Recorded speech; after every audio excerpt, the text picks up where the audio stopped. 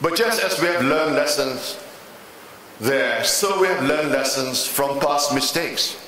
For as we plan Malaysia's economic transformation, we've had many legacy issues to confront.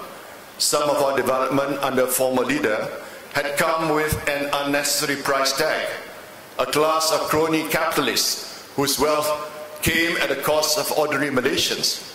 We vowed that would end. For decades, public transport was neglected.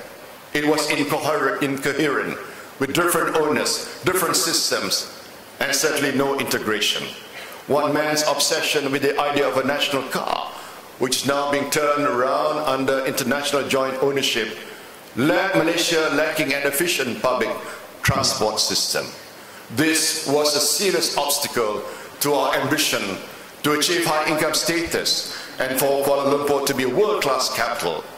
So we immediately took steps to rectify that and indicated that public transport would be a top priority for the government.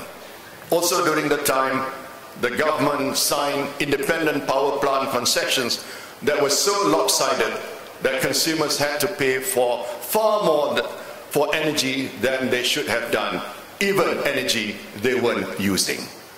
This was a real burden to the people. So we renegotiated these concessions because we were determined that in future we would not allow private companies to earn excessively at the expense of ordinary Malaysians.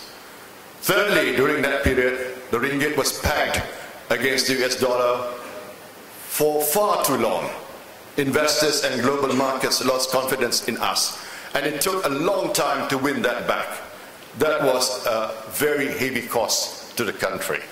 There are some leading the opposition whom I'm not afraid really don't understand economics. They talk about us repegging the ringgit as though that would be an easy and helpful move. The reality is that this would be an unmitigated disaster for economy and therefore for the prosperity of our people.